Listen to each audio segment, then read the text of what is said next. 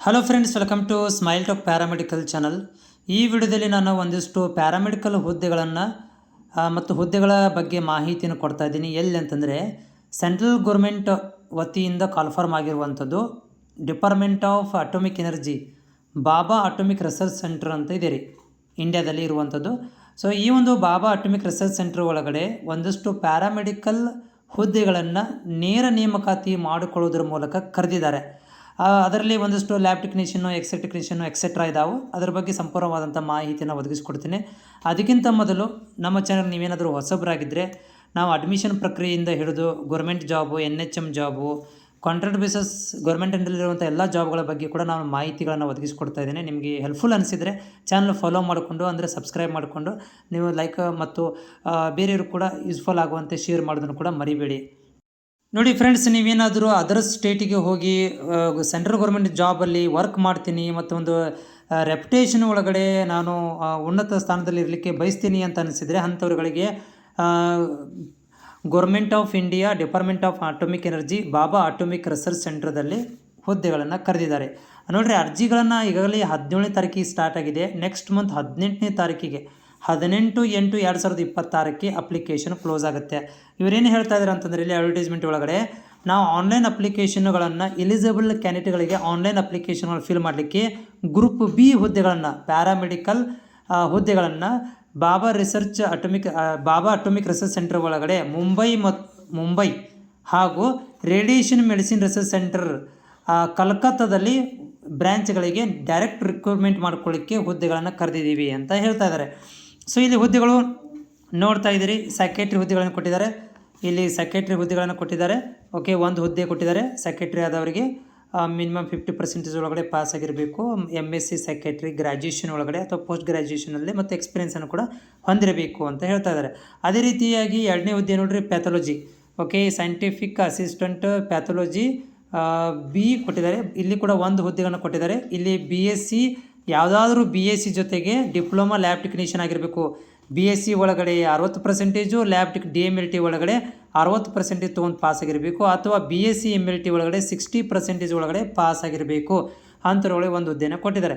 ಅದೇ ರೀತಿಯಾಗಿ ಸೈಂಟಿಫಿಕ್ ರೇಡಿಯೋಗ್ರಾಫರ್ದಲ್ಲಿ 2 ಹುದ್ದೆಗಳನ್ನು ಕೊಟ್ಟಿದ್ದಾರೆ. ಇಲ್ಲೇನಂದ್ರೆ BSc ರೇಡಿಯೋಗ್ರಾಫರ್ ಅಂದರೆ BSc imaging technology with BSc with 50% 1 year diploma radiotherapy ಕೋರ್ಸನ್ನು ಕಂಪ್ಲೀಟ್ ಆದರೂ ಕೂಡ ಅಪ್ಲೈ ಮಾಡ್ಕೋಬೋದು.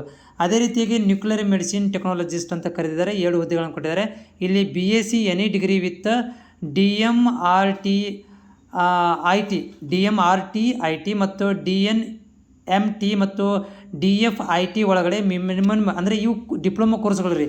ಇದರಲ್ಲಿ ನೀವು ಏನಪ್ಪ ಅಂದರೆ ನ್ಯೂಕ್ಲಿಯರ್ ಮೆಡಿಸಿನ್ ಟೆಕ್ನಾಲಜಿ ಒಳಗಡೆ ಡಿಪ್ಲೊಮಾ ಕೋರ್ಸ್ ಮಾಡಿದವರಿಗೆ ಅಥವಾ BSc ಕೋರ್ಸ್ಗಳನ್ನು ಮಾಡಿದವರಿಗೆ ಇದೇನಿದೆಯಪ್ಪ ಅಂತ 60% ಪಾಸ್ ಆದವರಿಗೆ ಈ ಒಂದು ಹುದ್ದೆಗಳನ್ನು ಕೊಟ್ಟಿರುವಂಥದ್ದು.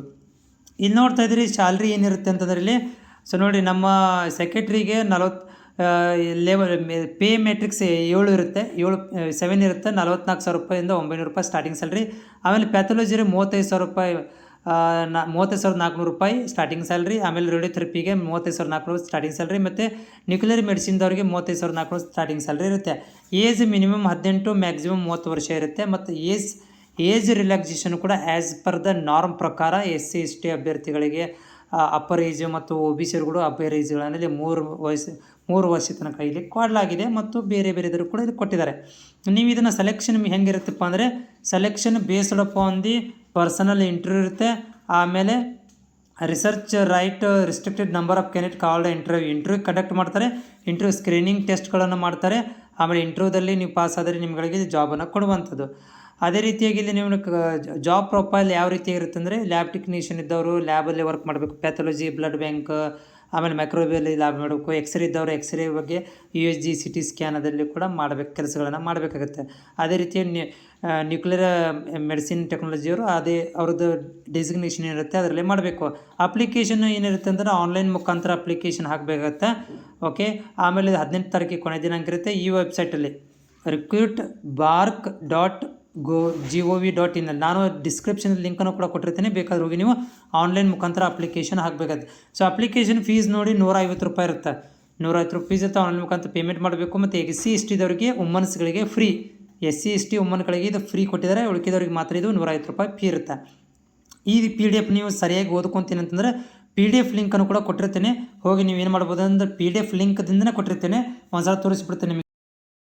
ನೋಡಿ ಇದೇ ವೆಬ್ಸೈಟ್ ಇದು. ಈ ವೆಬ್ಸೈಟಿಗೆ ಹೋಗಿ ನೀವೇನು ಮಾಡಬೇಕಾಗತ್ತೆ ಅಂತಂದರೆ ಇಲ್ಲಿ ನಿಮಗೆ ಲಾಸ್ಟಿಗೆ ಬಾಟಮಲ್ಲಿ ಬಂದಾಗ ಇಲ್ಲಿ ನೋಡ್ತಾ ಇದ್ದೀರಿ ಅಪ್ಲಿಕೇಶನ್ ಅಂತ ಇರುತ್ತೆ, ಇದು ಕ್ಲಿಕ್ ಹೇರ್ ಅಂತ ಇದೆಯಲ್ಲ. ಸೊ ಇದಕ್ಕೆ ನೋಡಿ ಈ ಒಂದು ಭಾಗಕ್ಕೆ ನೀವು ಕ್ಲಿಕ್ ಹೇರ್ ಅಂತ ಇದೆಯಲ್ಲ, ಈ ಒಂದು ಭಾಗಕ್ಕೆ ನೀವು ಕ್ಲಿಕ್ ಮಾಡಿದರೆ PDF ಡೌನ್ಲೋಡ್ ಆಗುತ್ತೆ.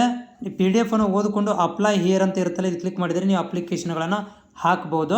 ಇದರ ಲಿಂಕ್ ಡಿಸ್ಕ್ರಿಪ್ಷನಲ್ಲಿ ಕೊಟ್ಟಿರ್ತೀನಿ, ಹೋಗಿ ಕೂಡ ನೀವು ಅಪ್ಲೈ ಮಾಡಿ.